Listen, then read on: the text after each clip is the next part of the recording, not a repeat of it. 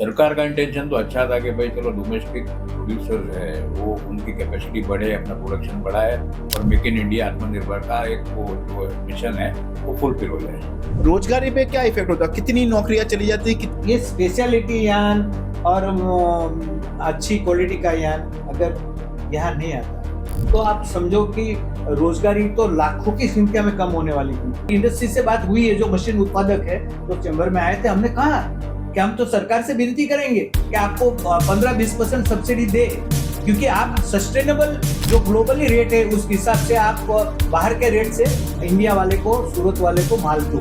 तो किसी के चैम्बर किसी की दुश्मन नहीं है, हम सबका रिप्रेजेंट करते हैं, लेकिन हमें सबको बैलेंस करके चलना, इक्वल प्ले, तब जाके देश आगे बढ़ेगा, तब जाके हम आत्मनिर्भर बन पाएंगे। नमस्कार दोस्तों, south Gujarat chamber of commerce and industry की ओर से मैं सीए राजीव कपासियावाला आपके इस स्पेशल पॉडकास्ट में आप सबका स्वागत कर रहा हूं।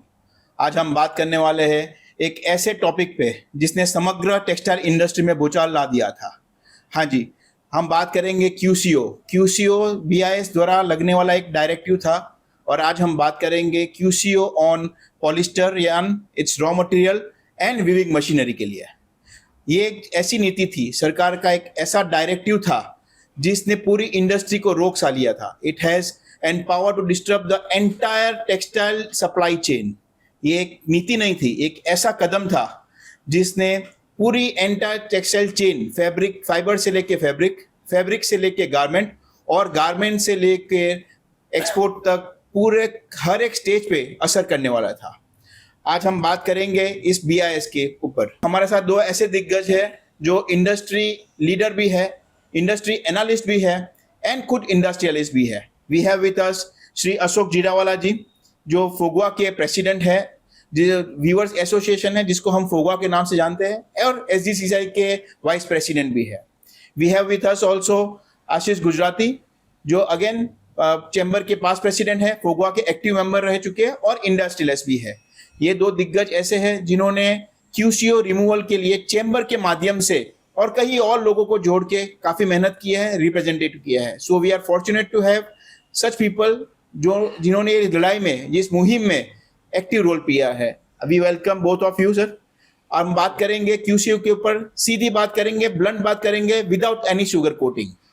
तो चलिए शुरू करते हैं डायरेक्टली फ्रॉम द क्वेश्चंस। तो मेरा पहला क्वेश्चन अशोक सर से होगा। सर, एक सिंपल शब्द में ब्रीफली एक लेमैन को समझ में आए उस हिसाब से समझाए कि सर ये क्यूसीओ क्या होता है।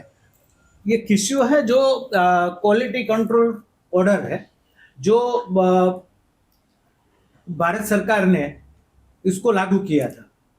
जो उसका कंट्रोल जो अप्लाई करता है बीआईएस, जो बेसिक जो हमारा रॉ मटेरियल जो इंडस्ट्री में पॉलिस्टर में जो लगता है उसके ऊपर क्यूसीओ लगाया था। जो घरेलू जो उत्पादक कंपनियां हैं उसको सभी को लाइसेंस दिया हुआ था, लेकिन जो बाहर से जो यान आ रहा था उसके ऊपर आपको क्यूसीओ लेना था, लेकिन वो सरकार ने दिया नहीं था।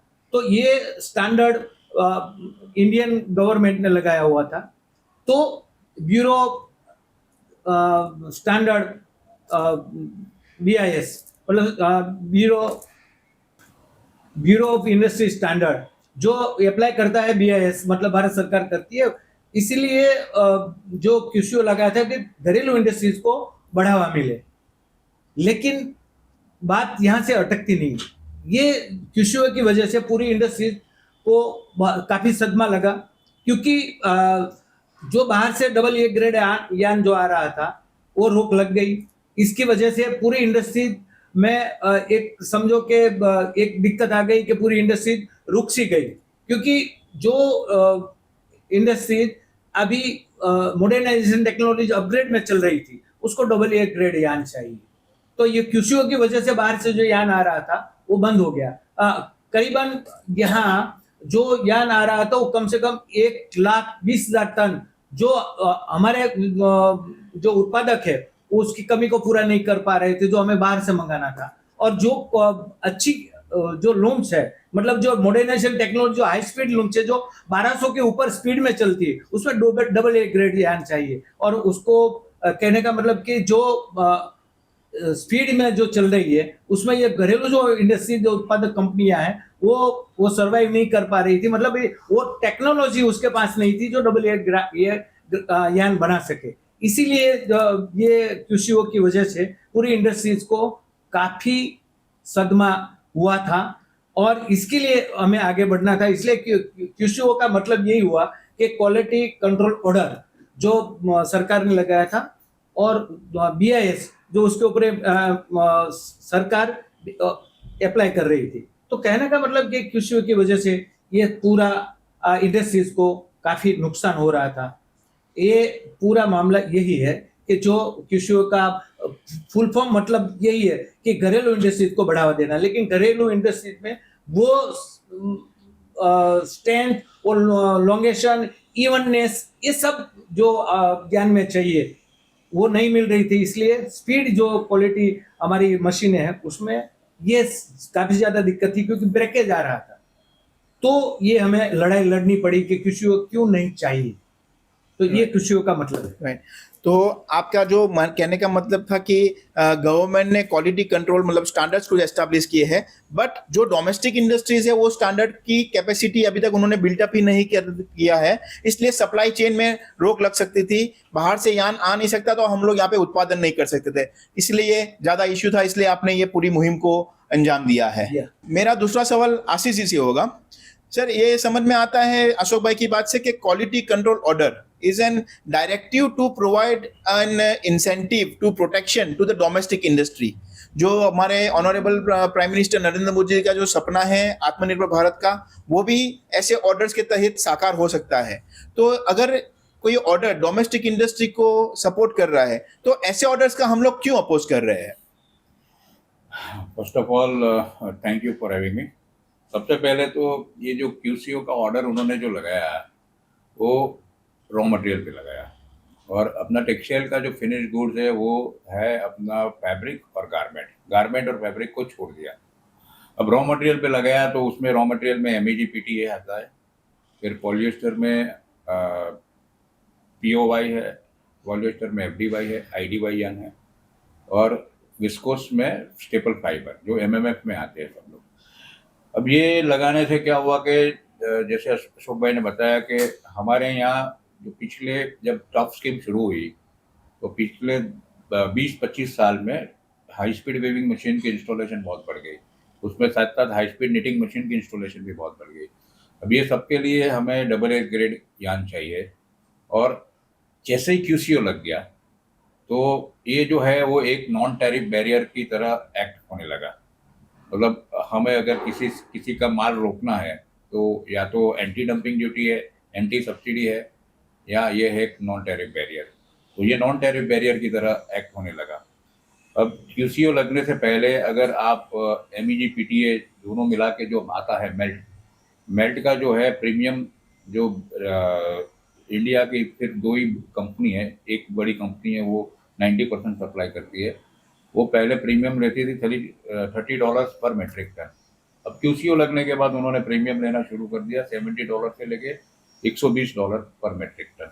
मतलब उनका जो मुनाफा है, एक्स्ट्रा मुनाफा 6 से 8 रुपया पर केजी उसी में बढ़ गया। मतलब मुनाफा बढ़ गया, मतलब इतना महंगा हो गया, रॉ मटेरियल महंगा हो गया। अगर रॉ मटेरियल का फर्स्ट स्टेज से ही अगर 8-9 रुपया महंगा हो जाता है तो एक इम्पॉसिबल है कि भाई डोमेस्टिक फैब्रिक मैन्युफैक्चरर मतलब डोमेस्टिक वीवर है या नीटर सर्वाइव कर पाए comparing to the global standard. दूसरा जैसे बताया अशोक जी ने कि भाई अगर हम इतनी सारी इन्वेस्टमेंट कर रहे हैं तो इन्वेस्टमेंट में समझो आज हम 1.5 lakh high speed weighing machine है और करीब 3000 हाई स्पीड निटिंग मशीन है, उसमें ही आज की डेट में हमारे पास जो हमें हर महीने 50 से 60 हज़ार टन AA ग्रेड यान की डेफिसिट, AA ग्रेड यान बनाते हैं ये लोग, लेकिन डेफिसिट है। और अगले 5 साल में हमारा जो नया इन्वेस्टमेंट आने वाला है, जो अपना जो रेट ऑफ इन्वेस्टमेंट है 12% CAGR से है, मतलब अगले 5 साल में ये पूरी कैपेसिटी डबल हो जाने वाली है। तो अगले 5 साल में हर महीने और 1 लाख 1.25 लाख टन हमें AA ग्रेड यान चाहिए। तो ये AA ग्रेड यान नहीं अवेलेबल था, जिसमें इम्पोर्टेंस है इक्वल लेंथ, जिसमें इम्पोर्टेंस है वर्केबिलिटी, जिसमें हमारी जो साइजिंग इंडस्ट्री है, साइज बीम जो बनते हैं उसमें भी वर्केबिलिटी का बहुत इम्पोर्टेंस है। जितने भी DTY यान है, मतलब रोटो यान है, उसमें भी वर्केबिलिटी और इक्वलेंस है। तो ये सब भी का बिल्कुल मतलब रिस्ट्रिक्शन हो गया था। और रेट्स आपको बताऊं मैं, FDY यान में, कुछ यान में तो लैंडेड प्राइस ऑफ चाइना और यहाँ का जो रेट है उसमें 35 रुपये का फर्क हो गया था।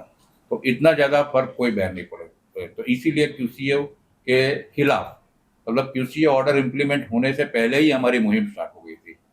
अशोक भाई और फोगुआ और बाकी सब मिला के QCO ऑर्डर को हमने कम से कम 4 से 5 बार तो एक्सटेंड करवाया।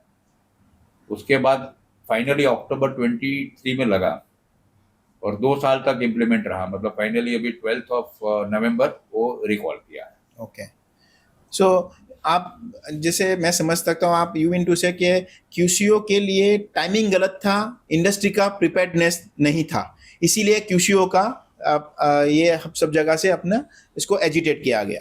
तो मेरा अगला सवाल अशोक जी से है कि सर, अगर ये QCO लागू हो जाता तो एक्चुअल ग्राउंड लेवल पे इसका क्या इम्पैक्ट हो सकता था? खास करके ये QCO जो लागू होता तो मेरे ख्याल से पहली बात तो ये जो मॉडर्नाइजेशन टेक्नोलॉजी अपग्रेड जो मशीनरी है उसके ऊपर जो अपन प्रोडक्शन लेते हैं उसमें काफी गिरावट आती है, रोजगारी में भी गिरावट आती, क्योंकि जो नई मशीनें आ रही थी उसको तो अच्छी क्वालिटी का यान चाहिए, अच्छी क्वालिटी का AA ग्रेड यान चाहिए। अगर QCO लग जाता तो वो यान आना बंद हो जाता। तो पहली जो मार है वो वीवर को पड़ती है, क्योंकि वीवर ही उसको यान से फैब्रिक्स बनाता है। तो यो फैब्रिक्स एक्सपोर्ट लायक नहीं होता। जो माननीय वड़ा प्रधान श्री ने कहा है कि 5 ट्रिलियन इकोनॉमी ले जाना है तो एक्सपोर्ट बढ़ाना पड़ेगा। तो एक्सपोर्ट के लिए इवन माल चाहिए, इवन फैब्रिक्स चाहिए जो डिफेक्ट लेस हो। तो अगर QCO लग जाता तो घरेलू जो कंपनियां हैं, मैं नहीं मानता हूं कि घरेलू कंपनियां कोई अच्छा माल नहीं बनाती है, लेकिन अच्छा माल एक्सपोर्ट कर देती है और सेकंड हैंड माल हमारे पास आता है, वो फर्स्ट ग्रेड करके आता है। तो ये जो हम चाहते हैं, जो भारत सरकार का जो एम है, जो माननीय वड़ा प्रधान श्री का, कि अगर अच्छी क्वालिटी बनेगी तभी अच्छा एक्सपोर्ट कर पाएंगे। और अभी जो इंडस्ट्रीज है वो ग्रो कर रही है, तो जब भी अगर QCO लग जाता तो ये जो ग्रो हमें आगे बढ़ना, जिसका एक्सपांशन होता है, जो आगे बढ़ना चाहते थे वो रुक जाते, जो पाइपलाइन में है मशीनें वो भी रुक जाती। तो पहला मार वीविंग इंडस्ट्री को पड़ता। उसके बाद की बात करें तो रोजगारी में काफी सारा नुकसान होता, क्योंकि रोजगारी कम हो जाती।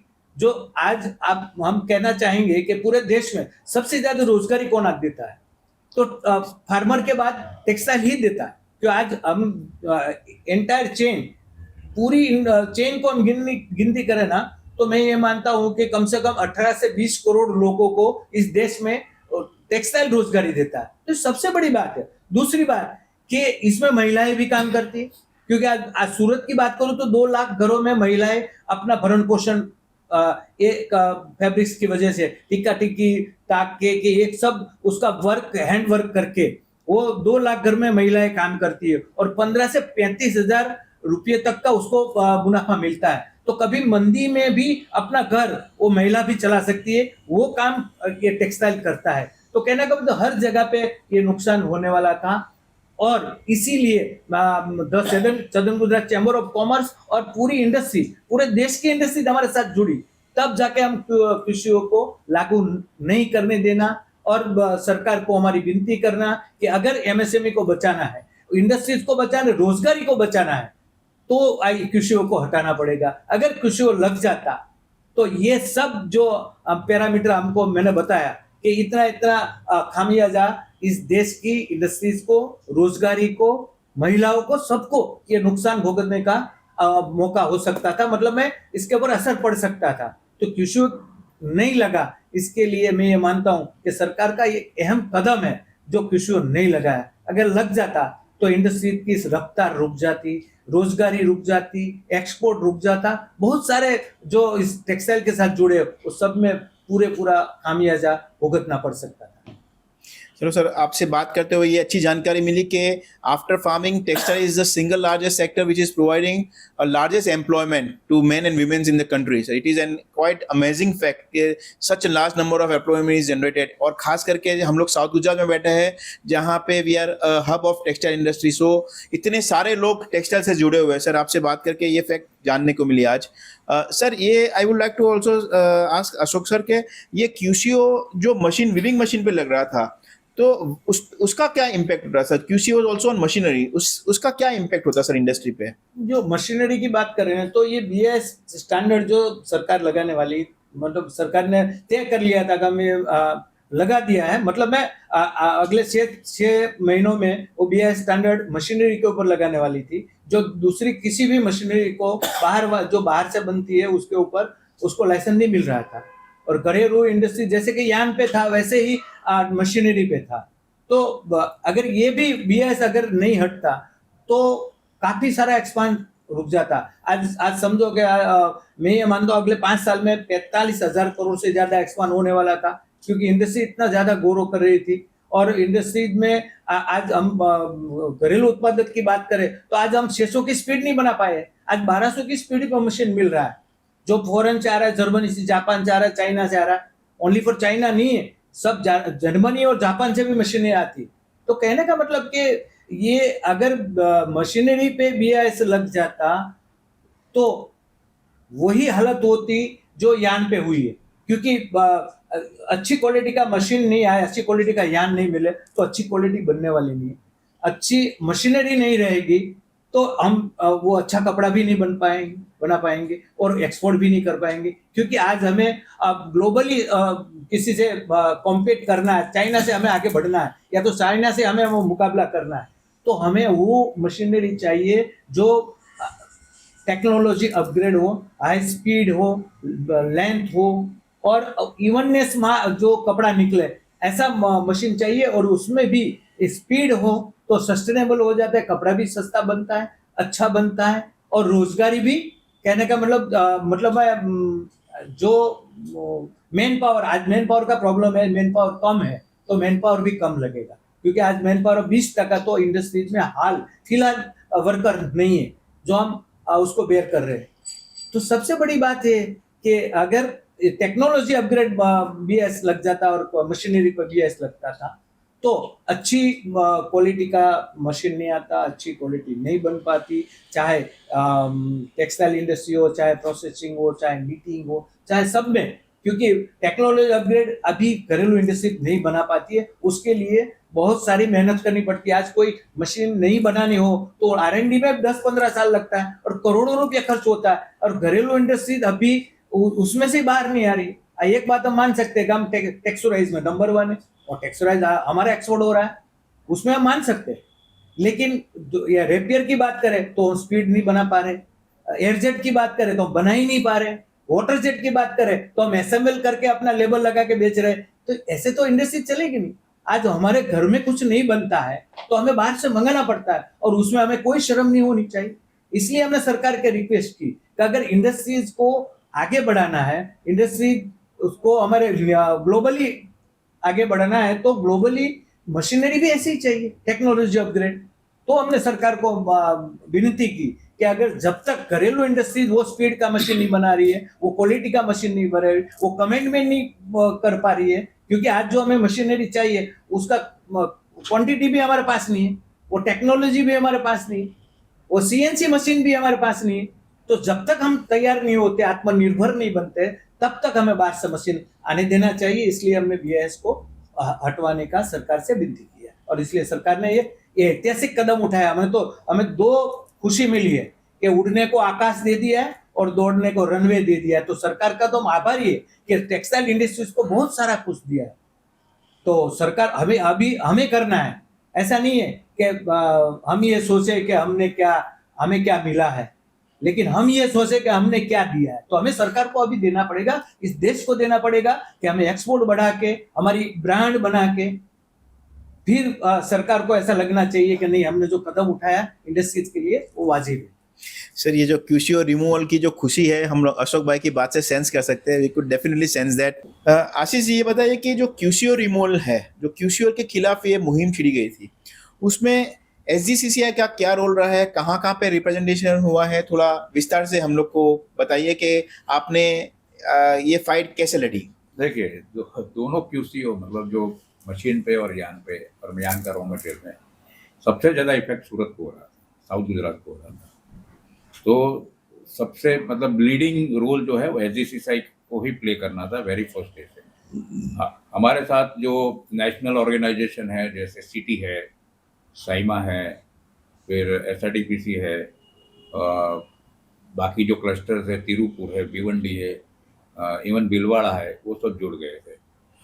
अभी जैसे क्यूसीओ अपने एक तो सरकार ने एक टारगेट दिया है $350 बिलियन टोटल टेक्सटाइल, उसमें $250 बिलियन डोमेस्टिक और $100 बिलियन। आज हम डोमेस्टिक $135 बिलियन पे है, तो ऑलमोस्ट डबल करना है उसको। और एक्सपोर्ट भी है अराउंड 45 बिलियन है, उसको भी डबल से थोड़ा ऊपर करना है। तो देखिए ये सब चीज़ों के लिए अगर हमें ये अचीव करना था तो पहले तो जो मशीन की बात है उसमें कम से कम सिर्फ 40-45 हज़ार करोड़ तो सिर्फ वीविंग इंडस्ट्री में इन्वेस्टमेंट चाहिए, ये अगर टारगेट अचीव करना है। तो उतने वैल्यू की मशीन बनाने की यहाँ पे कैपेसिटी नहीं थी। और आज भी अगर वो अगर स्टार्ट करते हैं तो मिनिमम 10-15 ईयर्स लग जाता है। दूसरा यान इंडस्ट्री में वही है, अगर ये टारगेट अचीव करना है तो यान इंडस्ट्री में कम से कम 75,000 करोड़ का दूसरा नया इन्वेस्टमेंट चाहिए। जब क्यूसीओ लगाना था तो यान के जो प्रोड्यूसर्स थे, बड़े प्रोड्यूसर्स थे, उन्होंने सरकार को वायदा किया था हम अगले 6 महीने में या 1 साल में प्रोडक्शन हम बढ़ा देंगे। लेकिन ये अशोक भाई भी विटनेस थे, एक ओपन मीटिंग में मंत्री जी ने रिलायंस को इसके बारे में टकोर की थी कि आपने ये प्रॉमिस किया था, आपने अभी तक 1 किलो का भी प्रोडक्शन ऐड नहीं किया है। तो ये सब चीज़ें क्या है कि भाई उसमें भी अगर 75,000 करोड़ का इन्वेस्टमेंट चाहिए और जो $350 बिलियन का हमें अचीव करना है, टोटल $100 बिलियन का एक्सपोर्ट अचीव करना है, तो यान इंडस्ट्री में भी इन्वेस्टमेंट चाहिए, मशीन में भी इन्वेस्टमेंट चाहिए, मतलब डाउनस्ट्रीम इंडस्ट्री में भी इन्वेस्टमेंट चाहिए। तो ये इन्वेस्टमेंट आता कहाँ से? ये अगर ये मशीनें रुक जाती तो इन्वेस्टमेंट ही नहीं आता, क्योंकि यहाँ कैपेबिलिटी नहीं है। और यान का जैसे मैं एक आपको एग्जांपल देता हूँ, अपने यहाँ जैसे कमोडिटी जो यान है उसमें तो ये प्रॉब्लम था कि भाई इवन लेंथ नहीं मिलता था, वर्केबिलिटी नहीं मिलता था। और दूसरे हमने 17 से 18 टाइप के स्पेशलिटी यान का हमने आइडेंटिफाई करके दिया था, जिसका प्रोडक्शन या तो यहाँ पे बिल्कुल ज़ीरो है या तो 10-15% है जो डिमांड है। एक एग्जांपल देता हूँ, मैकेनिकल स्ट्रेच यान जो 4 वे स्ट्रेचिंग होता है। अभी तक जो लाइक्रा यान से बनता था फैब्रिक वो 2 वे स्ट्रेचिंग होता था, ये 4 वे है। और ये 4 वे स्ट्रेच फैब्रिक इंटरनेशनल मार्केट में विमेंस वेयर में बहुत ही पॉपुलर हो गया था। और हमारा सूरत जब क्यूसीओ लगा, जब वो यान बंद हो गया ना, तो around 2500 ton 2,500 ton per month consume कर रहा था। आज मतलब अगर क्यूसीओ खुल गया अभी 12 तारीख से, तो करीब करीब 8,000 टन मंथली कंज्यूम कर लेगा ये यान। ओहो। तो और ये एक तो ये एग्जांपल है। दूसरा आपको मैं एग्जांपल देता हूँ, जैसे इनहेरिटेंट प्रॉपर्टी यान में आती है फायर रिटार्डेंट की, फिर एंटी माइक्रोबल की, और ऑडोर की, मतलब मॉइस्चर मैनेजमेंट की, ये सब प्रॉपर्टी यहाँ बनती थी ये वो यान। लेकिन इंटरनेशनल मार्केट में उसका जो प्रीमियम है वो करीब 30-40 रुपीज़ पर केजी। यहाँ डोमेस्टिक हमें 150 रुपया पर केजी प्रीमियम लेते थे। तो ये वायबिलिटी नहीं है, तो उतने में तो फैब्रिक बन जाता है। और एक मैं आपको एग्जांपल देता हूँ, जैसे अगर कोई हॉस्पिटल में बेडशीट लगती है तो ऐसा भी यान आ गया था, वो यान से ऐसा फैब्रिक बनता है, अगर टेम्परेचर बढ़ गया मरीज का तो वो बेडशीट कलर अपने आप चेंज कर लेती है। Is it interesting? मतलब आज टेक्सटाइल सिर्फ एक गारमेंट नहीं रह गया है। आप अब देखो, आप एक्टिव वेयर बन रहा है, फंक्शनल फैब्रिक बन रहे हैं, टेक्निकल टेक्सटाइल बन रहा है। तो ये सब वैल्यू एडेड प्रोडक्ट है, और ये आज की generation active wear value added product में ज़्यादा इंटरेस्टेड है, और एक्सपोर्ट भी उसी का होने वाला है। तो जैसे अगर ये क्यूसीओ अगर नहीं रिमूव होता तो सूरत में इन्वेस्टमेंट तो आता कोई नहीं है इसमें, लेकिन सूरत और इंडिया जो लो लेवल कमोडिटी टेक्सटाइल का कंट्री बन के रह जाता। हाई वैल्यू एडेड जो टेक्सटाइल हमें बनाना है, हाई वैल्यू एडेड जो टेक्निकल टेक्सटाइल बनाना है, उस पर बिल्कुल ब्रेक लगता है। तो सर एसजीसीसीआई का क्या रोल रहा है? एसजीसीसीआई देखिए, एसजीसीसीआई ने जैसे सबको कोऑर्डिनेट करके पूरे इंडिया की जितनी भी टेक्सटाइल एसोसिएशन थी, फेडरेशन थी, उनको साथ में रख के, क्योंकि मेजर यूज़र हम थे, तो पूरा डेटा प्रोवाइड किया वहाँ पे मिनिस्ट्री में। और ये सब हम लोग साथ में ही जाते थे, सभी एसोसिएशन। वेरियस मिनिस्ट्री में हमने रिप्रेजेंटेशन किया। हमारी जो पेरेंट मिनिस्ट्री टेक्सटाइल मिनिस्ट्री जो वेरी फर्स्ट डे से सपोर्टिव थी। फिर ये जो क्यूसीयू का ऑर्डर जो ministry of chemical and petrochemical ने इशू किया था, उनको रिप्रेजेंटेशन किया। फिर ये मामला गया सीधा नीति आयोग में। वहाँ पे IMG मतलब इंटर मिनिस्ट्रियल ग्रुप बना। वो ग्रुप ने सर्वे किया, स्टडी किया, और इंटरनेट मिनिस्ट्रियल ग्रुप जो बना उसमें उसके चेयरमैन थे अपने कैबिनेट सेक्रेटरी से TV सोमनाथन जी, और नीति आयोग में जो नीति आयोग के मेंबर है राजीव गुबा जी, उन्होंने ये पूरा रिपोर्ट प्रिपेयर किया।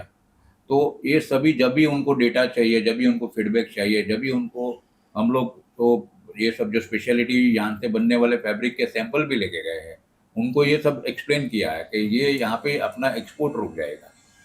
और दूसरा क्या हुआ कि जैसे ये यान आना बंद हो गया, लेकिन वो यान से बनने वाला फैब्रिक और गारमेंट, उसका इंपोर्ट 500% बढ़ गया।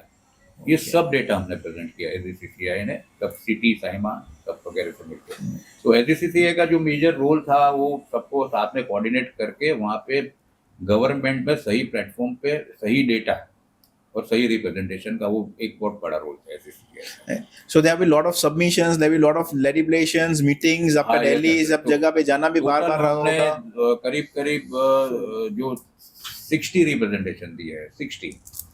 और हमारी ट्रिप तो अनगिनत हो जाए, करीब 100 बार से ज्यादा हम दिल्ली जाके आए। तो ऐसा लगा मतलब कि आपने दिल्ली का पास निकलवा लिया होगा। Yes, yes. अशोक जी, एक चीज काफी ब्लंट शब्दों में आपसे चाहूंगा सर कि क्यूसीओ क्यों फेल हुआ, क्या रीजन रहे उसके पीछे फेल होने का?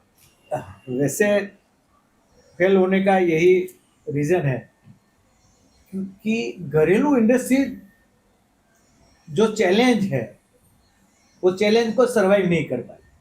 जो सरकार ने घरेलू इंडस्ट्रीज को जो मौका दिया था वो मौका उसने गवा दिया।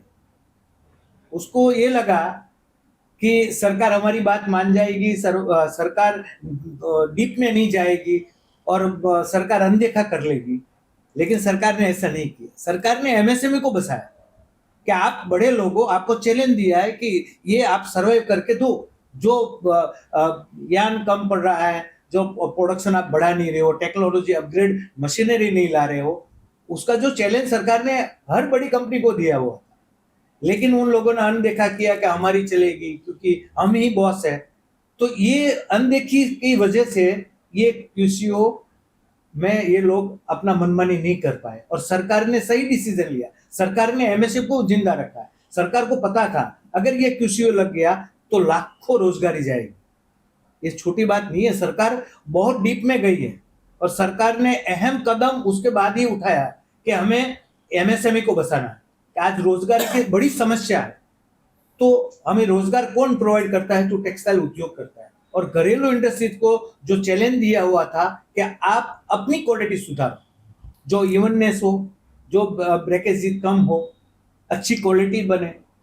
यहाँ तो क्या, ये यहाँ तो इतनी मनमानी थी कि मैं तो टेक्सटाइल इंडस्ट्री से आता हूं तो अपनों को ये उसका दर्द पता है कि एक बार आपको इवन माल चाहिए ना तो उसमें अनइवन माल तो लेना ही पड़ेगा इतना।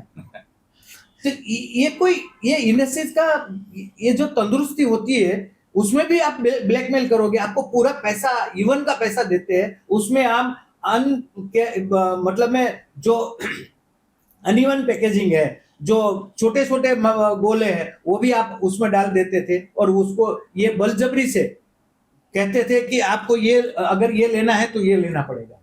तो ये कब तक चलता?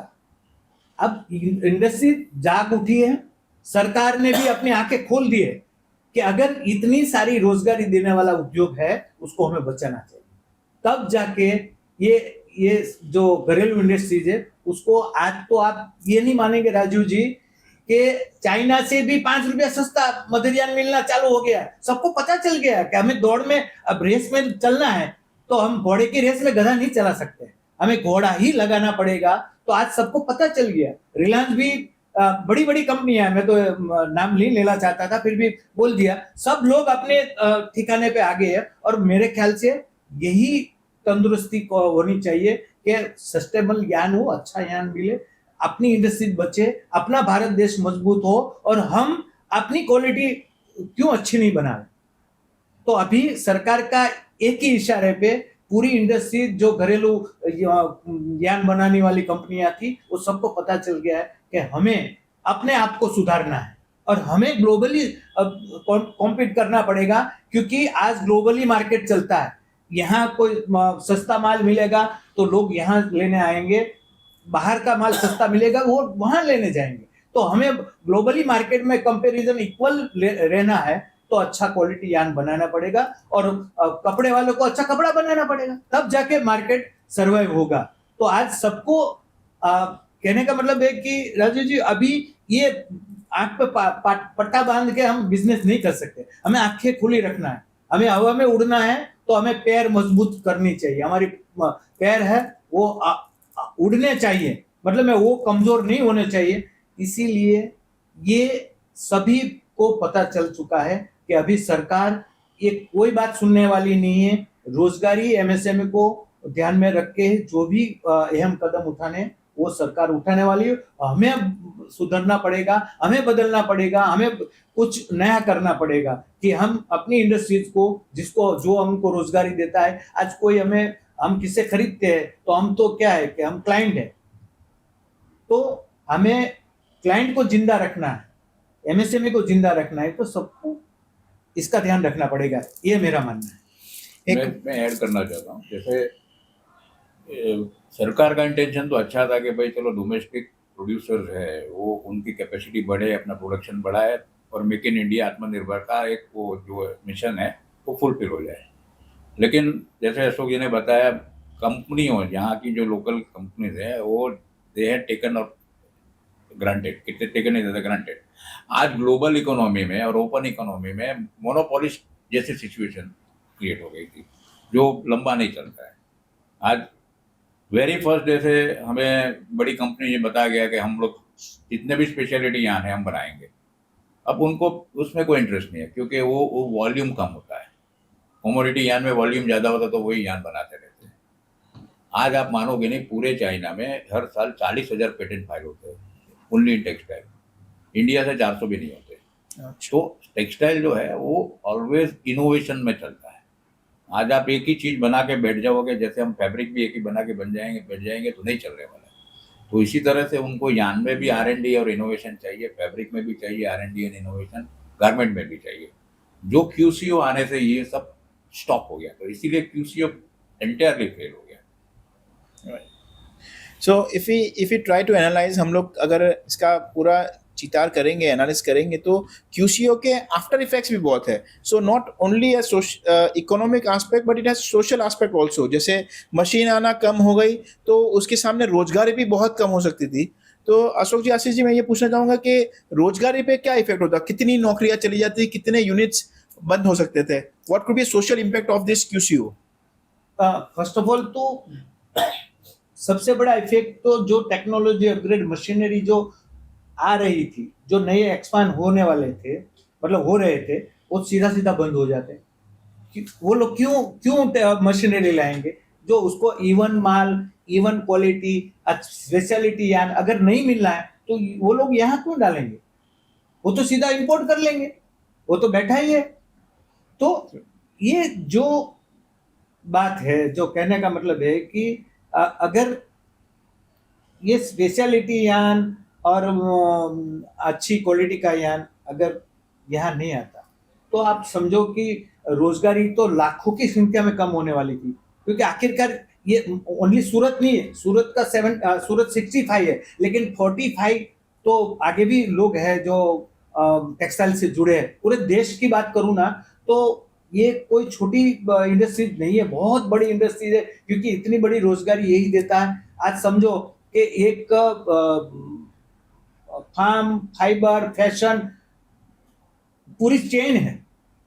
आप समझो कि ये एक फार्मर से वहां एक कपास पैदा करता है, उससे कॉटन बनता है, उससे कपड़ा मतलब में ट्विस्ट होता है, उसमें फिर वॉर्पिंग होता है, उसमें फिर बीम भरता है, उसके बाद यान कपड़ा बनता है, उसके बाद उसको वैल्यू एडिशन होता है, प्रोसेसिंग होता है, डाइंग होता है, प्रिंट होता है, उसके बाद में भी एम्ब्रॉयडरी होता है। तो कहीं ना कहीं पोजीशन प्रिंट होता है, बहुत सारी वैल्यू एडिशन है, उसमें कितनी बड़ी रोजगारी प्रोवाइड होती है। आज एमएसएमई खत्म होने जा रही है, इसलिए कहने का मतलब कि अगर ये किसी को लगता ना तो बहुत सारा नुकसान आर्थिक भी होता, जो इंडस्ट्री अपने जेब से लगा रहे हैं पैसा उसको भी होता, और सरकार को रोजगारी का सबसे बड़ा नुकसान होता, और सरकार को बेनिफिट भी कम। इससे जीएसटी की आवक भी कितनी होती है, सरकार को ये आवक बढ़ने, सरकार की आवक बढ़ने वाली है, उसमें सरकार का कोई नुकसान नहीं है। ये जो कदम उठाया है कृषि हटाने से, तो मैं ये मानता हूं कि करोड़ों हजारों करोड़ रुपया सरकार को भी बेनिफिट है, इंडस्ट्रीज को भी बेनिफिट है, एक्सपोर्ट भी बढ़ने वाला है, रोजगारी भी बढ़ने वाली है। जो कृषि लगने से नहीं होने वाला था वो अब होगा, ये मेरा मानना है। आशीष जी। रोजगारी में देखिए, आज जैसे अशोक जी ने बताया कि भाई 18 करोड़ एम्प्लॉय डायरेक्ट इंडायरेक्ट जुड़े हुए टेक्सटाइल इंडस्ट्री में, उसमें से इतना समझ लो कि भाई 50% एमएमएफ में है। लेकिन आगे जो 5 साल में हमारा जो प्रोडक्शन डबल होने वाला है, उसमें 70% एमएमएफ आएगा।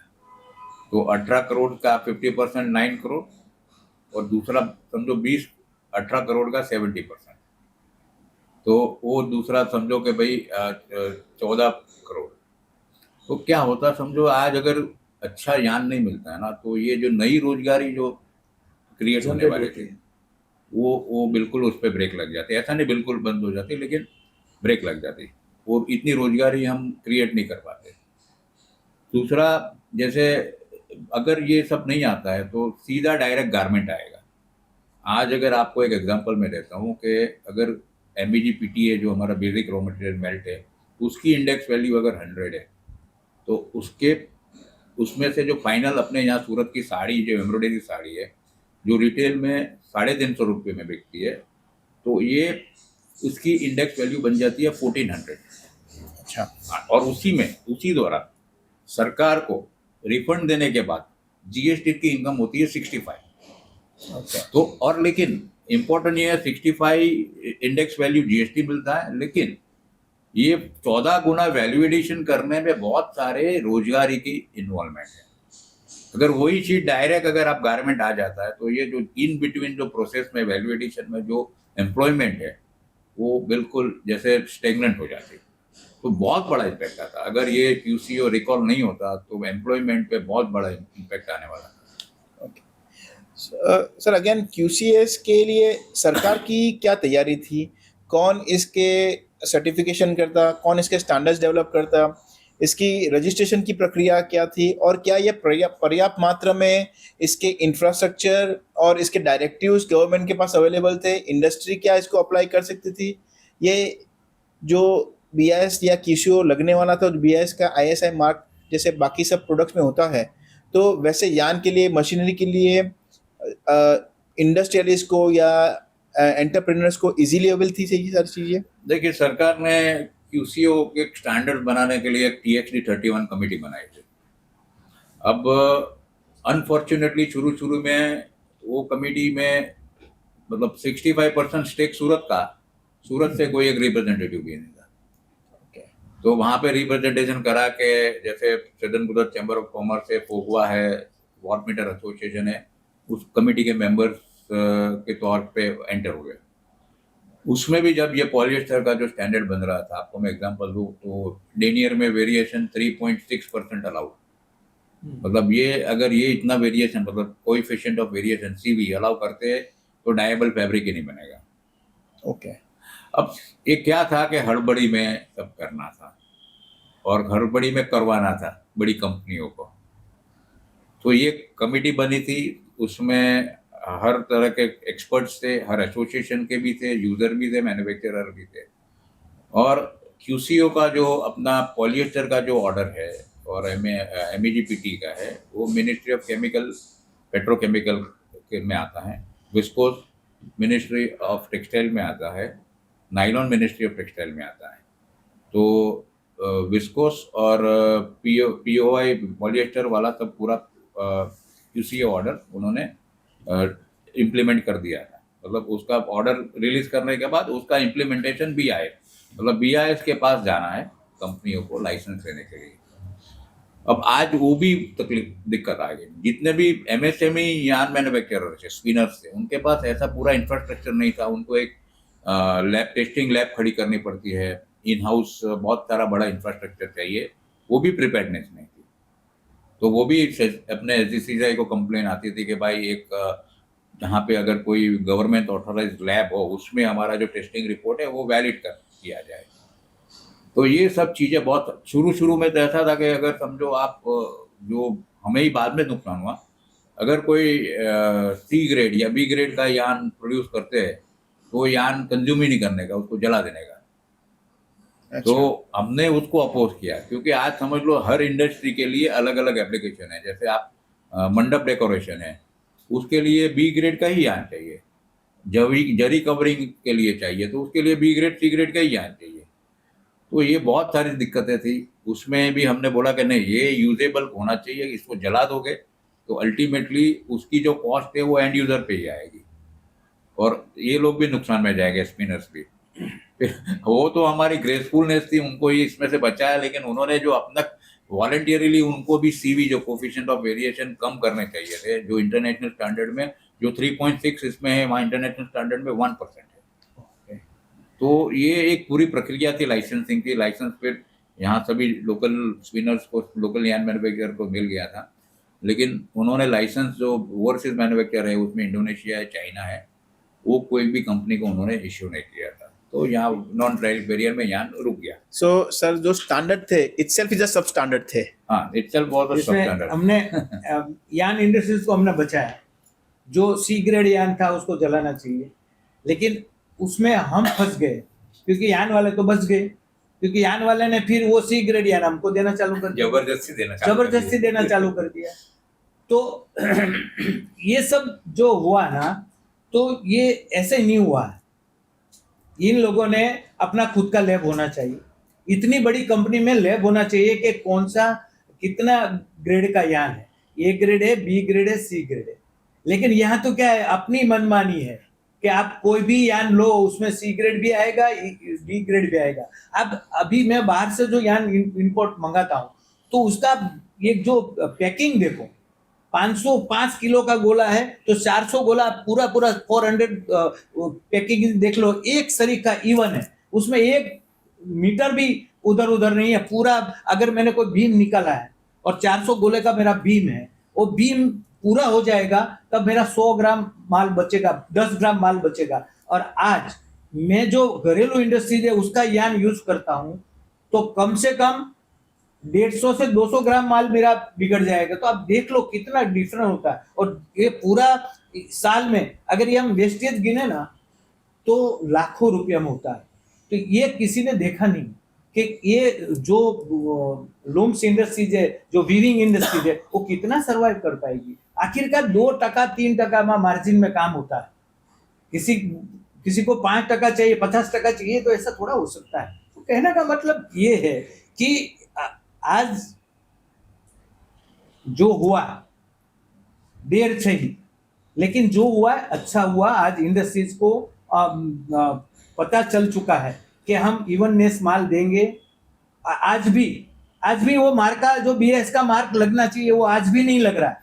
उसके फिर भी हमें काम तो करना ही, क्योंकि आखिरकार जो व्यूअर 115 रुपये का यान खरीदता है, 130 रुपये का यान खरीदता है, तो उसको इवननेस माल तो चाहिए, जो सरकार का स्टैंडर्ड है, ब्यूरो इंडिया स्टैंडर्ड, जो उस स्टैंडर्ड पे हमें माल चाहिए, उसके ऊपर भी काम करने वाला है। क्योंकि आखिरकार अब चैम्बर सबके लिए, ऐसा नहीं है हम बड़े लोगों के दुश्मन है, हम सबके लिए, हमें सब एक समान है। लेकिन हमें यह भी ध्यान रखना है कि छोटे लोग भी जिंदा रहे। बड़े तो रहे लेकिन छोटे भी जिंदा रहने चाहिए। ये चैम्बर का एम है कि क्योंकि ये महाजन की संस्था है, हर लोग हमारे साथ जुड़े, 50 लाख से लेके 15,000 20,000 करोड़ के लोग भी हमारे साथ है। तो कहने का मतलब हमें सभी को साथ लेके चलना है, को किसी के चैम्बर किसी की दुश्मन नहीं है, हम सबका रिप्रेजेंट करते हैं, लेकिन हमें सबको बैलेंस करके चलना है, इक्वल प्ले, तब जाके देश आगे बढ़ेगा, तब जाके हम आत्मनिर्भर बन पाएंगे। खाली हम बड़े बड़े को बड़ा बनाते जाएंगे, छोटे को देखेंगे नहीं, अनदेखा कर देंगे तो कैसे होगा? क्योंकि आखिरकार एमएसएमई इस देश को जिंदा रखती है, और एमएसएमई जिंदा नहीं रहेगी तो कोई जिंदा नहीं रह सकता।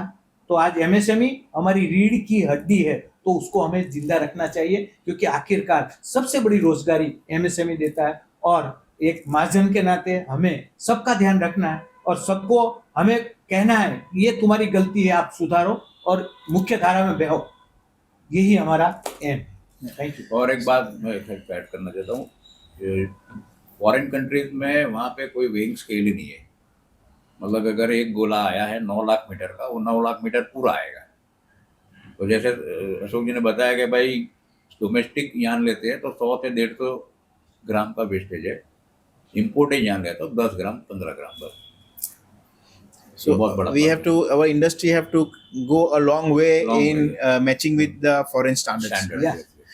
सर, तो इंडस्ट्री की तो प्रिपेयर्डनेस नहीं थी, बट क्या सरकार की प्रिपेयर्डनेस थी? Whether they had an equipped staff for the BIS for the certification, whether their application site was ready, क्या था सर इसमें? नहीं, बिल्कुल नहीं थे। जैसे ये जो मशीनरी का जो ओटीआर जो बीआईएस रेगुलेशन था, उसमें तो उनके पास आज के डेट में भी प्रिस्क्राइब एप्लीकेशन फॉर्म नहीं था, और जो यान में भी था वो हड़बड़ी में सब कर लिया। कभी शुरू में तो उनके पास कुछ प्रिपेयर्डनेस नहीं थी। मतलब ये जैसे बताया गया कि भाई ये फोर्सफुली करवाया गया था कुछ बड़ी कंपनियों द्वारा, तो सरकार की भी प्रिपेयर्डनेस इतनी नहीं थी। तो क्या इसमें कोई डायरेक्टिव इश्यू नहीं किए थे कि मशीनरी मैन्युफैक्चरर्स को ये साइट पे अप्लाई करना रहेगा या इस जगह पे इनको एप्लीकेशन करना पड़ेगा? क्लैरिटी नहीं। अभी वो भी जो क्लैरिटी आई अभी 1-1.5 महीने पहले आई थी, एक्सटेंशन जब एक बार एक्सटेंशन आया उसके बाद वो क्लैरिटी आई। तो मतलब ये सब चीज़ें अगर आप कोई भी चीज़ हड़बड़ी में नहीं बनती। अगर कोई बड़ा किला बनाना है तो टाइम लगता है, तो ऐसे नहीं होता। और ये दूसरी बात ये है कि भाई रेगुलेशन जो है, मतलब quality regulation, quality control order जो है ना, वो पहले आप इम्प्लीमेंट करो B2C, जो कस्टमर को समझ में नहीं आता है। ये B2B है। अगर मैं अशोक भाई को यान सप्लाई करता हूँ और मेरी 2 सप्लाई गड़बड़ वाली क्वालिटी की गई, तो तीसरा ऑर्डर ही नहीं देंगे अशोक भाई को। तो ये B2B is self regulated, quality जो है वो सेल्फ रेगुलेटेड है। हमें पता है मुझे कौन सा यान चाहिए, और ये गलती यही हो गई जो गारमेंट सेक्टर से उनको पहले इम्प्लीमेंट करना था इसको। राइट। सो अगेन आपको एकदम पॉइंट ब्लैंक से पूछूं तो ये rather than non tariff barrier, this was created to create a duopolistic और monopolistic cartel in the country. अब सी वंस अगेन के भाई सरकार की तो इंटेंशन तो यही था आत्मनिर्भर का, लेकिन ये इंटेंशन का कुछ कंपनियों ने फायदा ले लिया और ये सिचुएशन क्रिएट हो गई, कार्टेलाइजेशन, मोनोपोलिस्टिक सिचुएशन। तो एक बात आपको राजीव जी बताऊं कि अभी ऐसा नहीं है कि हमारे पास वो ताकत नहीं है, वो स्किल नहीं है कि हम नहीं बना पा रहे हैं। आज हम सब कुछ करते हैं, हम कर सकते हैं, हमारे पास वो स्किल है, लेकिन हमें हमारा माइंडसेट बदलना पड़ेगा। आज हम अच्छा जैकार्ड बना सकते हैं, हम टेक्सचराइज बना सकते हैं, हम टीओफओ बना सकते हैं। हम 2000 की साल में पहली बार मैं कोरिया से टीओफओ लाया, लेकिन आज मुझे लेना है तो मैं यहाँ से लूँ। हमारे सूरत में इतनी अच्छी क्वालिटी का टीओफओ बन रहा है, तो कहने का मतलब कि हमें उस दिशा में देखना पड़ेगा। हम रेपियर क्यों नहीं बना सकते? हम बना सकते हैं, लेकिन स्पीड में क्या है, हमें थोड़ा काम करना पड़ेगा, लेकिन थोड़ा कंपोजिट होना पड़ेगा, हमें मिलके करना पड़ेगा। आज चाइना आगे इसलिए है कि चाइना की अगर एक फाउंड्री है तो 10 लोगों का, 20 लोगों का, 50 लोगों का काम करती है। एक बेरिंग बनाता है तो एक ही बेरिंग बनाता है और सबको डिवाइड करता है।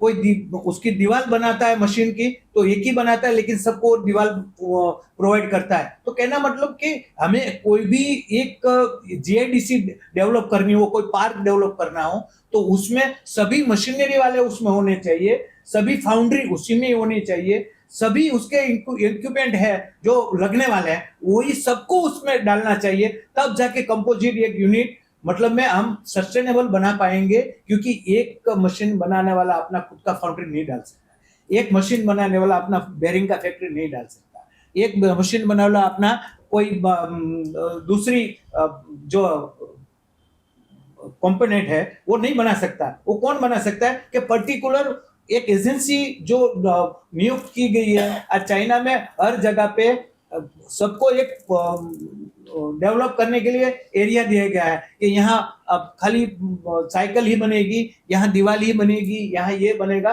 तो सबको मिक्स करके वो असेंबल करके ही बेचते हैं। ऐसा नहीं है कि सबके पास सब कुछ है। तो यही हमें सोचना पड़ेगा। हमारी इंडस्ट्री से बात हुई है, जो मशीन उत्पादक है, तो चैम्बर में आए थे, हमने कहा कि हम तो सरकार से विनती करेंगे कि आपको 15-20% सब्सिडी दे, क्योंकि आप सस्टेनेबल जो ग्लोबली रेट है उस हिसाब से आप बाहर के रेट से इंडिया वाले को, सूरत वाले को माल दो, तब जाके हम आत्मनिर्भर बन पाएंगे। अन्यथा हम खाली बातें करते रहेंगे कि हम ही बनाएंगे, तो हम बनाएंगे तो वो स्पीड में बनाए, वो क्वालिटी में बनाए, वो क्वांटिटी में बनाए, वो हमें करना पड़ेगा। इसके लिए कल नहीं हो सकता है, उसके लिए समय लगेगा, और समय के लिए हमें तैयार रहना पड़ेगा और हमें आगे बढ़ना पड़ेगा। तब हम भारत आत्मनिर्भर बना सकते हैं, तब हम बाहर से कोई भी मटेरियल है उसको बैन कर सकते हैं कि ये स्टैंडर्ड हमारा है, ये ब्यूरो इंडिया स्टैंडर्ड, इस स्टैंडर्ड से हम माल लेंगे, इस स्टैंडर्ड से हम काम करेंगे। तो हमें पहले उसको एडॉप्ट करना पड़ेगा, तब जाके हमारा देश आत्मनिर्भर बनेगा। स्किल की कमी नहीं है, इंटेंट की कमी है मेरे ख्याल से, और वो गवर्नमेंट एक इंसेंटिवाइज करके एक इकोसिस्टम खड़ा करे, जिसके कारण जैसे अपना एमएमएफ सूरत में हुआ है, विसिनिटी में 40 किलोमीटर के एरिया में दिस जो इकोसिस्टम है, वैसे ही मशीनरी के लिए पूरा एक इकोसिस्टम डेवलप करना पड़ेगा।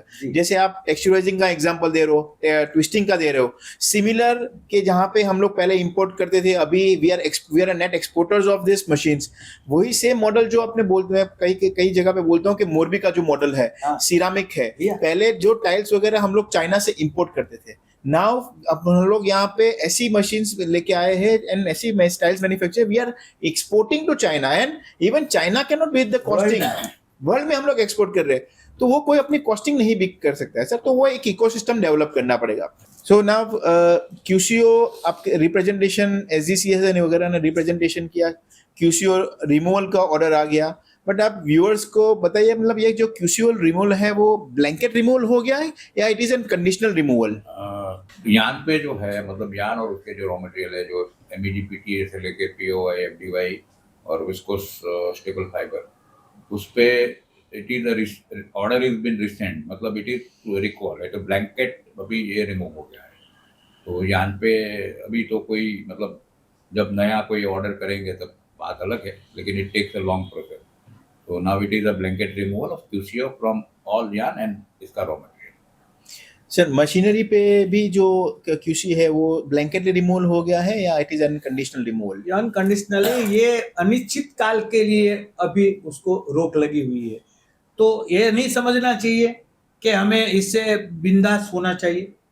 सरकार, घरेलू उत्पादक कंपनियां अगर कल से मशीन बनाना शुरू करती है तो परसों से सरकार ये लागू कर सकती है, ऐसा नहीं है। लेकिन फिलहाल ऐसा कोई अंदेशा नहीं है कि हम वो क्वालिटी का मशीन बना पाए। तब तक के लिए तो ये रिमूव ही समझो, लेकिन ये स्पेसिफिक नहीं कहा गया है। अनिश्चित काल तक रोक लगा दी गई, तो कभी भी सरकार लगा सकती है, ये मेरा मानना है। सर अब क्यूसीओ हो चुका है, तो आगे इंडस्ट्री को क्या करना चाहिए, क्या प्रिपेयर्डनेस होनी चाहिए, एंटरप्रेन्योर्स को क्या करना चाहिए, डोमेस्टिक मैन्युफैक्चरर्स को क्या करना चाहिए, थोड़ा इस पे लाइट दीजिए। देखिए, सरकार ने अपना काम कर लिया है, अभी जो भी है ball is in our court. हमारी जिम्मेदारी है, हमारा ये अभी बनता है कि भाई हम एक्सपोर्ट बढ़ाए, हम नए नए कंट्रीज में एक्सपोर्ट करें, हम रिसर्च एंड डेवलपमेंट करें, नए नए प्रोडक्ट इनोवेट करें, नए एक्टिव वेयर है, स्मार्ट वेयर है, उसमें हम इनोवेशन करके उसको एक्सपोर्ट करें, डोमेस्टिक की जो भी डिमांड है वो भी हम फुलफिल करें। हमारा टारगेट अब ये होना चाहिए कि गारमेंट जो इंपोर्ट हो रहा है जितना भी आज भी, वो एटलीस्ट 50% तक वो इंपोर्ट कम होना चाहिए। दूसरा है कि भाई जैसे नए नए यंग एंटरप्रेनर्स हैं, उनको हमें एनकरेज करना चाहिए ये इंडस्ट्री में आने के लिए। जैसे मेरा और अशोक भाई का एग्जांपल हो तो हमारी जो जनरेशन है वो तो है ही। हाँ, क्यूसीओ लगने से पहले वो लोग थोड़े डिस्टर्ब थे कि भाई जब क्यूसीओ लग गया तो हमें फ्रीडम नहीं मिलती है। तो अभी नए नए जितने भी यंग जनरेशन है वो फर्दर स्टडीज बाहर करके यहीं पे सेटल फिर वापस आ जाए, यहाँ पे टेक्सटाइल बिजनेस वो ज्वाइन करे और इनोवेशन और मार्केट स्टडी करे, क्योंकि यंग जनरेशन मार्केटिंग में बहुत एक्सपर्ट है। तीसरा है कि आपको मैं एक एस्टिमेट देता हूँ कि विद इन 5 ईयर 2030 तक जो लग्जरी टेक्सटाइल है उसका सबसे बड़ा उपभोग का सबसे बड़ा कंज्यूमर इंडिया बनने वाला है। तो वो लग्जरी टेक्सटाइल में भी हमें कॉन्सेंट्रेट करके वो प्रोडक्ट डेवलप करनी चाहिए। हम क्यों बाहर से लाए भाई? आज ये जैसे लेदर की भी जो भी आइटम है वो भी टेक्सटाइल में ही आती है। हम क्यों 10 लाख का पर्स बाहर से लेके आए? वो यहीं पे डेवलप करो ना, डिजाइनर पर्स बनाओ, डिजाइनर फैब्रिक बनाओ, डिजाइनर एक्टिवेयर बनाओ और एक्सपोर्ट जो टारगेट दिया हुआ है ना जो $100 बिलियन का, उसका भी पोटेंशियल $125 बिलियन का है, $150 बिलियन का है। ओके। तो वो भी अभी अब इट इज़ अवर ड्यूटी, हमारी जिम्मेदारी है कि 100 प्लस कितना हो सकता है वो हमें करना चाहिए। तीसरा जो है एज अ जो छोटे छोटे वीवर है, स्मॉल वीवर है, अब ये इम्पोर्ट इजी हो गया है क्यूसीओ का। तो हम लोग डिस्कस कर रहे थे अशोक भाई कि उनके लिए जो वहाँ से जितना भी इम्पोर्टेड अच्छी क्वालिटी का यान है वो थ्रू जितने हमारे यहाँ करीब करीब 10-15 रजिस्टर्ड एसोसिएशन है और फोगवा भी रजिस्टर्ड है, वो इंपोर्ट करके एक यान बैंक का जो कॉन्सेप्ट था तो वो वापस शुरू करें, ताकि जो मार्जिन है इन बिटवीन जो इंपोर्टर का और ट्रेडर का वो निकल जाए, डायरेक्ट बेनिफिट छोटे वीवर को मिले। तो ये सब फ्यूचर में हमें करना ही पड़ेगा। सर, आपका क्या व्यू है कि क्यूसीओ के बाद क्या होना चाहिए, क्या प्रिपेयर्डनेस होनी चाहिए हमारी कंट्री में? अब खास करके हमारी मैं बात करूं मशीनरी की, तो मशीनरी में हमें बहुत कुछ सीखना है। मतलब में हमें बहुत कुछ एडॉप्ट करना पड़ेगा, क्योंकि आज एक मिल का मास्टर अच्छी क्वालिटी, अच्छा कपड़ा, अच्छा फिलफॉल देखने के लिए यूरोप 5 लाख का खर्चा करता है, 15 लाख का खर्चा करता है। मतलब वो उसकी R&D, फिर वो यहाँ आके प्रोसेस में कपड़ा लेता है और फील देखता है। तो ये मास्टर का एक जिम्मेदारी बनती है। वो मास्टर यूरोप का टूर हर साल लगाता है कि वहाँ कौन सा कपड़ा का डिमांड है, कौन सा फील फॉल है, कौन सी क्वालिटी अच्छी है, वो एक मास्टर की जिम्मेदारी बनती है। तो हम तो मशीनरी बनाने वाले हैं, तो कौन सा मशीन कितना फास्ट चलने वाला है, कौन सा मशीन में क्या हमको सुधार करना चाहिए, कौन सी टेक्नोलॉजी अपग्रेड करनी चाहिए, कौन सा इससे बेटर हम कैसे कर सकते हैं। आज आप देखो कि एक शिफली मशीन 4 करोड़ की आती थी, आज चाइना ने 1 करोड़ में बना दी। प्रिंट वही डिजाइन, वही सेम टू सेम, इससे बेटर 10 गुना बेटर बोलूं तो कम नहीं है। मैं शंघाई का एक्सपो में गया था शंघाई में, तभी मैंने देखा कि 4 करोड़ की मशीन चाइना ने 1 करोड़ में बना दी। अब डिटो टू डिटो 100 फीट तक 6 साड़ी 20 साड़ी एक साथ में बन सकती है। तो हम क्यों नहीं बना सकते हैं? हमें उसके ऊपर ध्यान देना पड़ेगा। हमें अगर हमें आत्मनिर्भर बनना है तो हम किसी के भरोसे क्यों बैठे? हमें देश को आगे बढ़ाना है, अपने आप को आगे बढ़ाना है, हमारे परिवार में कुछ अच्छा करके देना है। तो हमें टेक्नोलॉजी अपग्रेड होना पड़ेगा, बाहर घूमना पड़ेगा। मैं तो सभी मेरे इंडस्ट्री से आता हूं तो मैं वीरों को भी बोलता हूं कि अगर दिवाली में 15 दिन घूमने न जाओ तो चलेगा, लेकिन एक यान एक्सपो अगर देश में कहीं भी है वर्ल्ड में, वहां उसको देखना चाहिए, फैमिली के साथ देखना चाहिए, आने वाली जनरेशन को दिखाना चाहिए। तब जाके आप सरवाइव कर पाओगे, क्योंकि जमाना स्पीड का है। अगर स्पीड नहीं है तो आप रुक जाओगे, आप खड़े रहे, चलते रहे तो ही आगे बढ़ने वाले हैं। रुक गए तो फिर आपका सब काम, बिजनेस रुक जाएगा। तो इसीलिए हमें जमाने के साथ चलना है तो टेक्नोलॉजी के साथ भी चलना पड़ेगा, हमें उसको एडॉप्ट भी करना पड़ेगा, उसके ऊपर मनोमंथन करना पड़ेगा और हमें आगे बढ़ना पड़ेगा। क्योंकि हम एक ही सीट पे बैठे रहे तो इससे हम दूसरी सीट पे नहीं जा सकते, हमें उठना पड़ेगा और अच्छी सीट ढूंढना है। और आने वाली जो यंग जनरेशन है उसमें वो पोटेंशियल है, वो चाहते हैं हम कुछ करें, क्योंकि जो नए नए यंग एंटरप्रेन्योर मिलने आते हैं ना, वो कुछ ना कुछ नया लेके आते हैं कि सर इसमें आप हमें मदद करिए, और हम मदद करने के लिए तैयार हैं, क्योंकि वो स्किल उसके पास है, वो आईक्यू है जो हमें पता नहीं है। क्योंकि हमारे जमाने में तो ऐसा नहीं था, हमें तो जो हमारे फादर ने दे दिया उसके ऊपर हम काम करने लगे। लेकिन अभी फादर बोलेगा बच्चा करेगा, ऐसा नहीं है, बच्चा का स्किल अलग है, तो उसको उड़ने के लिए हमको पंख देने चाहिए। तो यही मेरा मानना है, और यही चैम्बर ऑफ कॉमर्स की तरफ से मेरी सबसे विनती है कि हमें जमाने के साथ चलना है। Thank you very much. दोस्तों, ये हमारी आज की बातचीत थी, बिल्कुल ग्राउंड रियलिटी पे आधारित। आज की चर्चा में काफ़ी साफ बातें कर दी। क्यूसीओ एक अच्छी मंशा थी, सरकार की एक अच्छी मंशा थी, लेकिन उसके लिए हमारी प्रिपेयर्डनेस नहीं थी। गलत टाइमिंग पे वक्त से आगे का ये डायरेक्टिव्स आ गया था, और जब पॉलिसी प्रैक्टिकलिटी से टकराती है तो इंडस्ट्री वाइड डिस्ट्रप्शन आता है। सरकार ने क्यूसीओ विड्रॉल करके एक बहुत ही बैलेंस और एक बहुत ही मैच्योर डिसीजन लिया है। क्यूसीओ हटाना कोई छोटी चीज़ नहीं है, ये पूरी इंडस्ट्री की पहल थी, एक एजिटेशन था जिसमें एसजीसीएस ने बहुत महत्वपूर्ण रोल प्ले किया है, जिसके कारण ये क्यूसीओ हट पाया। It is a big win for the entire industry, and I think we should be proud of that ये जो ड्रैकोनियन ऑर्डर था उसको हम कई हद तक पोस्टपोन कर चुके हैं या उसको कैंसिल करवा चुके हैं। हम उम्मीद करते हैं कि टेक्सटाइल इंडस्ट्री पूरी एकजुट रहेगी, भविष्य में भी साथ मिलकर लड़ेगी और अपना ग्लोबल कॉम्पिटिटिवनेस है वो बढ़ाएगी, और प्रधानमंत्री जी का जो $30 ट्रिलियन इकोनॉमी का सपना है वो साकार करने में मदद करेगी। इसी के साथ हम आज का पॉडकास्ट समाप्त करते हैं।